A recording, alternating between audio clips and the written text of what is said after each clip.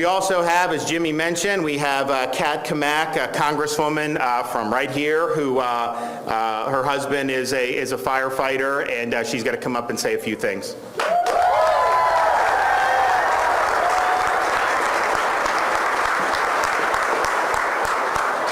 Now, as y'all know, I am your voice in Washington, D.C., our nation's capital, but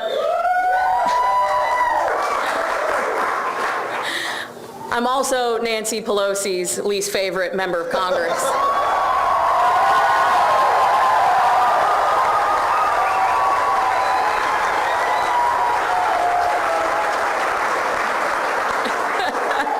This is like a family reunion for me. So, as the wife of a first responder, my husband Matt, he's over here.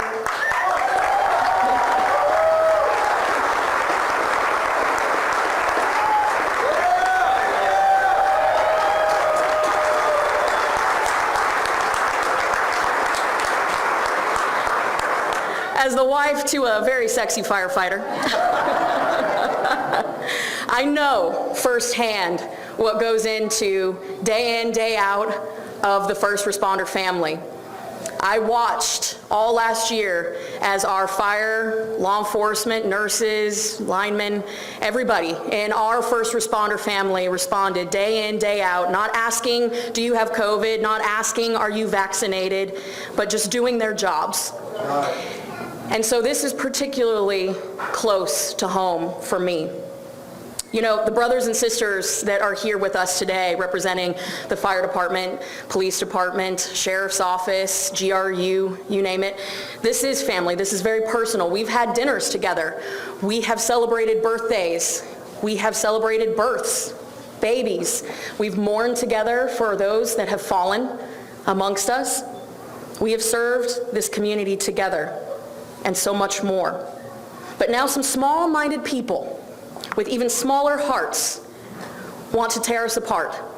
They want to tell us that we are not good enough to serve the very community that we have laid so much on the line for. And to that, I say hell no.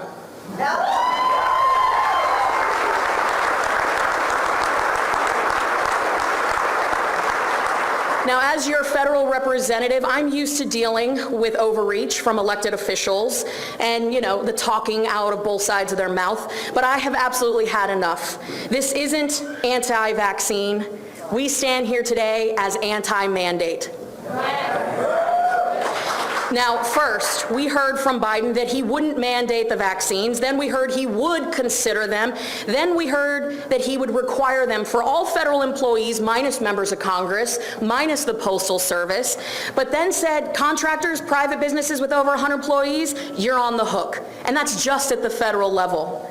Now, at the state and local levels, governors, county, city level leaders, except not our governor.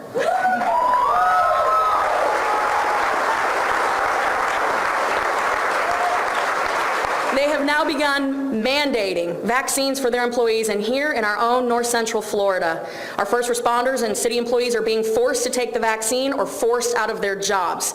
Well, that's BS. Now, I know too many here today, too many of our brothers and sisters that are being forced to make a decision that is a loss either way. I know too many who have spent the last year responding to COVID calls when no one was vaccinated. And now those same people who've responded over and over are being told that, again, they're not enough. Now, I don't know about you, but I don't know where in the Constitution the government's powers over one's personal health decisions can be found. Maybe that's because there is no such power.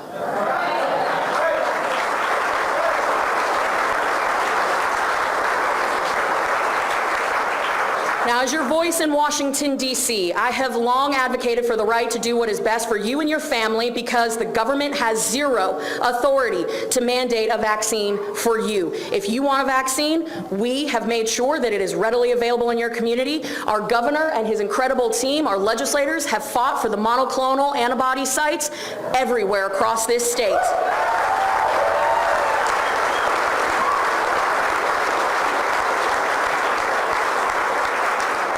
But if you don't want the vaccine, because that is a discussion between you and your doctor, we are going to fight for your right to make your own decisions.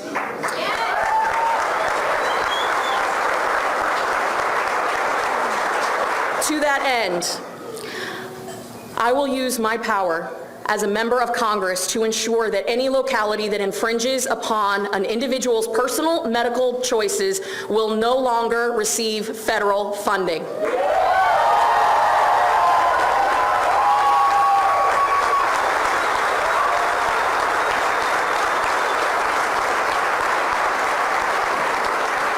And to the private small businesses now pressed with another unconstitutional mandate directed at your employees, I will be introducing legislation to dismantle the authority given to OSHA and other federal agencies being used to enforce Biden's unconstitutional order.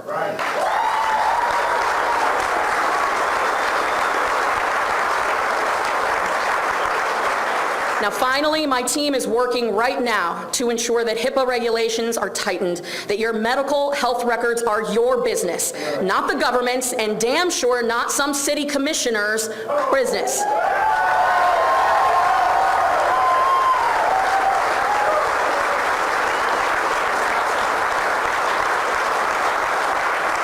Now, we will not let tyrannical officials dictate life decisions of our citizens with unconstitutional mandates. Abusive government overreaches at all levels, be it federal, state, or local, are unconstitutional, and they will not stand up in court. To all those that we have on the front lines that continue to answer the call, thank you. Do not quit. We will fight. And go Gators. Thank you.